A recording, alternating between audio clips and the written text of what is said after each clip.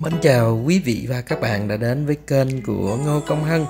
Công Hân xin chúc quý vị và các bạn xem video thật là vui vẻ. Để tiếp theo cái video trước thì chủ nhật ngày hôm sau Công Hân đã đi dạo bờ sông, bờ suối. Và cặp theo bờ sông, bờ suối này có những chú thiên nga rất là dễ thương, rất là xinh xắn. Và họ rất là thân thiện với con người. Và Công Hân dừng lại đây giây lát để ghi hình lại những chú thiên nga đang sinh hoạt nhé. Mời cả nhà cùng xem với Ngô Công Hân. Mỗi năm ở chỗ ngay chân cái góc này là thường có một cặp thiên nga. Nó thường hay lại đây nó làm tổ rồi nó đẻ trứng, năm nào cũng có một lần.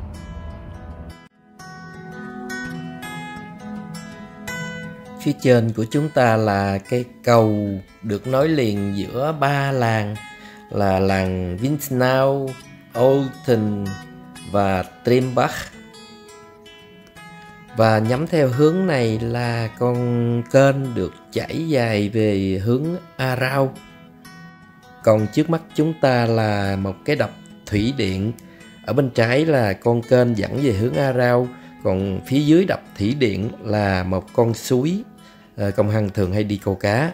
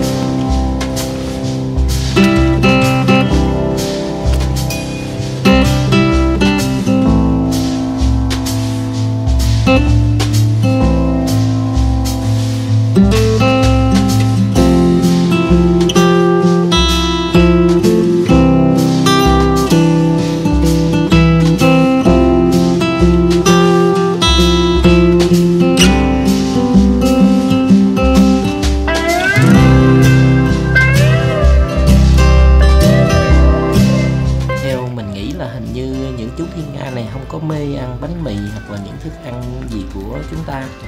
Hình như là nó thích ăn rong hơn là ăn bánh mì hoặc là khoai lang tây gì đó mà con người hay quăng xuống. Nó thích dùi cái đầu xuống dưới đáy để nó mò rong nó ăn.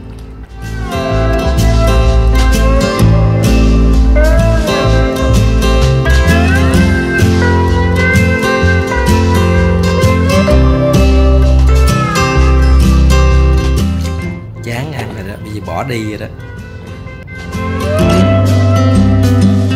Ở bên phải chúng ta là một con đường mòn rộng tầm 3 mét để cho những người đi tản bộ dọc theo bờ sông và để cho những người chạy xe đạp thể thao hoặc là chạy xe đạp đi dạo.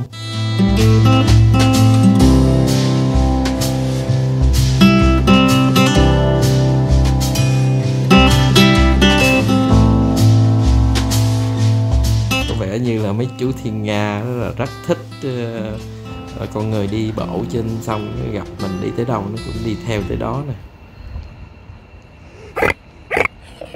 Không có gì đâu bạn ơi, mình chỉ có quay phim thôi, hai bạn làm cảnh nhé. Rất tuyệt vời, cảm ơn hai bạn đã làm diễn viên cho Công Hân.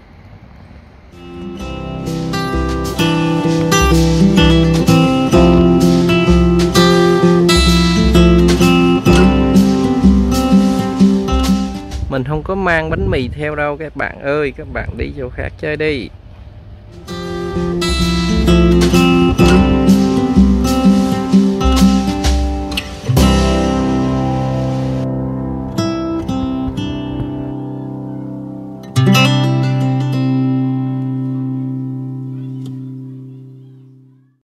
Phía trước mình là cái đập thủy điện nè.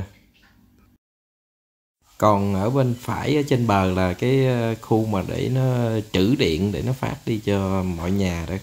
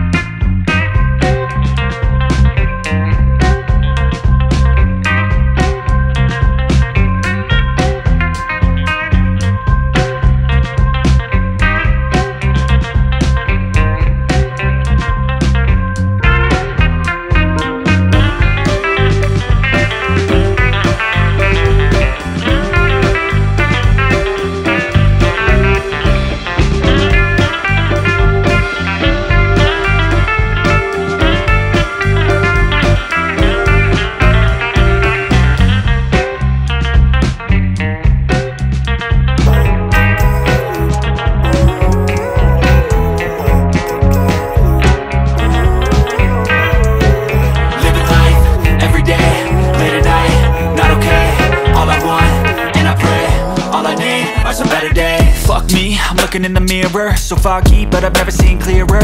I don't really think anyone can save me, and honestly I'm not really sure I want saving. I like to be my own worst enemy. There's no risk if you don't try at anything, so I'ma just keep buying everything. See you in the next life, have to be a better me. I don't think that my head's on straight, gotta flip it and grip it and go and get an x-ray.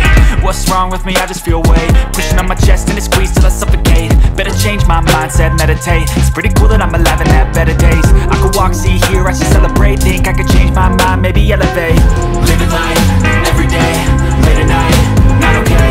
All I want, and I pray, all I need are some better days. Yeah, all I need are some better days. Cause all I want, and I pray, I believe in the better days. Kinda stuck between a rock and a hard place. Do I work hard, or live at my pace? You're only young once, yeah that's all great, but I also want a future where I'm okay. Living life is doing lots of cocaine. Wait no, it's living with no shame. Wait no, it's sleeping in on Sundays. I guess it's different for each of us and that's okay. Well I just wanna be happy, how to get there? Glad that you asked me. I think it's different for everyone. Some of us need work, others need fun. Some of us need purpose to overcome, but try to do what you love when it's said and done. Cause there's so many differences in each of us. Trust your gut, it can show you what you want. Living life, every day, late at night, not okay. All I want, and I pray, all I need are some better days. Yeah, all I need are some better days. Cause all I want, and I pray, I believe in the better days. Living life, every day, late at night, not okay. All I want, and I pray, all I need are some better days. Yeah, all I need are some better days. Cause all I want, and I pray, I believe in the better days. Rộng lớn, phải nói đứng ở đây tiếng suối ồn dễ sợ luôn.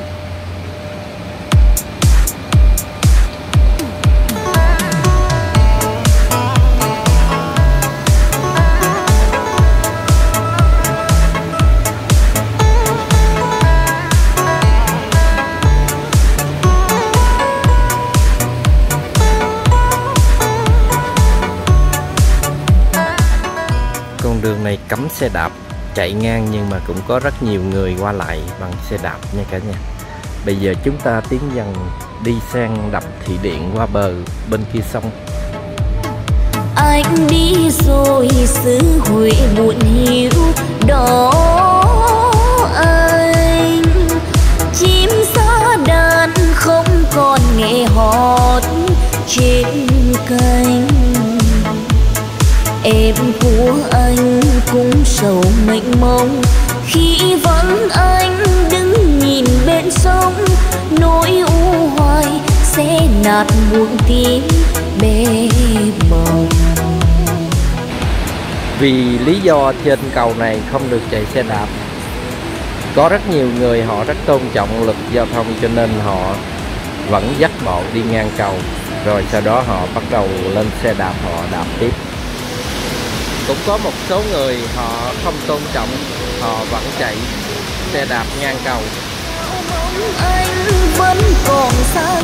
Trong cái đập thủy điện này thì nó có chia ra 5 cái cảng.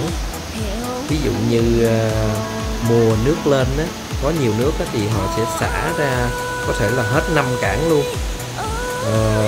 Cái mùa mà ít nước á, thì họ sẽ chỉ xả 1 cảng hoặc là 2 cảng thôi. Hiện tại bây giờ là họ xả có 2 cảng thôi, nhưng mà đôi khi nước khô cạn đó thì họ chỉ có xả ngầm phía dưới ít thôi. Đôi khi thì nước dâng lên cao nhiều quá thì họ xả nước rất là mạnh luôn, ở phía dưới nó có thể dâng nước lên cao tầm 2 mét luôn, phía dưới không xuống. Ai mịt mù anh bấy trừ phiếu bạt nơi mố hỡi anh, em bấy trừ như là chiếc lá. Ở dưới con suối có những người đi câu cá cũng như Ngô Công Hân thường lệ. Vương hạt mưa ngâu em nhớ anh khóc hoài đêm thâu. Chúng ta sẽ đi cặp theo con đường mòn bên đây và mình sẽ ngắm lại những cái bờ bên kia khi nãy mình mới vừa đi qua nhé. Bây giờ chúng ta đi cặp theo bờ kênh. Con kênh này có chiều rộng tầm 40 mét.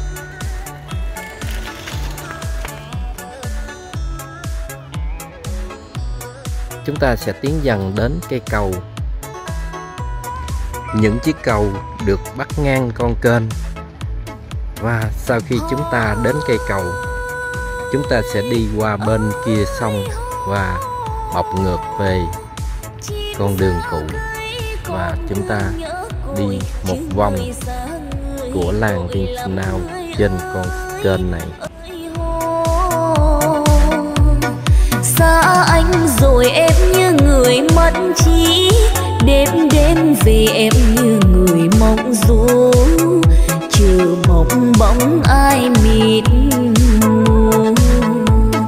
Anh bấy trừ phiếu bạt nơi mố hỡi anh, em bấy trừ như là chiếc lá xa. Những chiếc cầu này được cấm xe gắn máy, xe ô tô chạy qua, chỉ dành cho những người ở trong khu này được phép chạy qua. Thương nhau rồi sao để đành chỉ đơn. Phía trên là con đường chính của làng Vietnam. Có những chiếc xe chạy qua lại. Nhớ anh khóc hoài đêm thâu, thương nhau rồi sao để đành chỉ đơn đôi.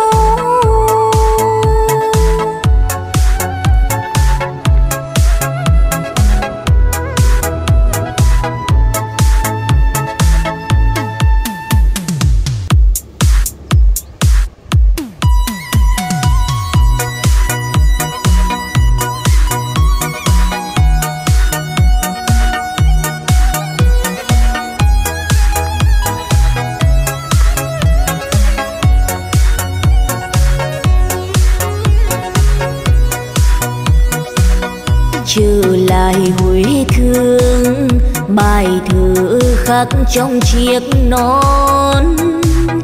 Em cầm trên tay ra đứng bờ sông, sông hương nước chảy thuyền trôi lững lờ. Em trao non đời và em hẹn hò.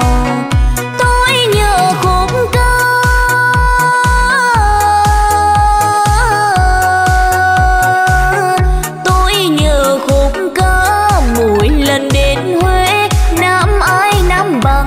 mà sao thương thế, lặng trong vui buồn mộng mơ em hát nghe thân thương. Huế ơi tôi nhớ đến em tôi nhớ đến em. Chiều hè vượng nắng rơi dưới sân trường, phượng hồng mơ ước dáng em đi về hòa tàn trong Huế nên tôi đi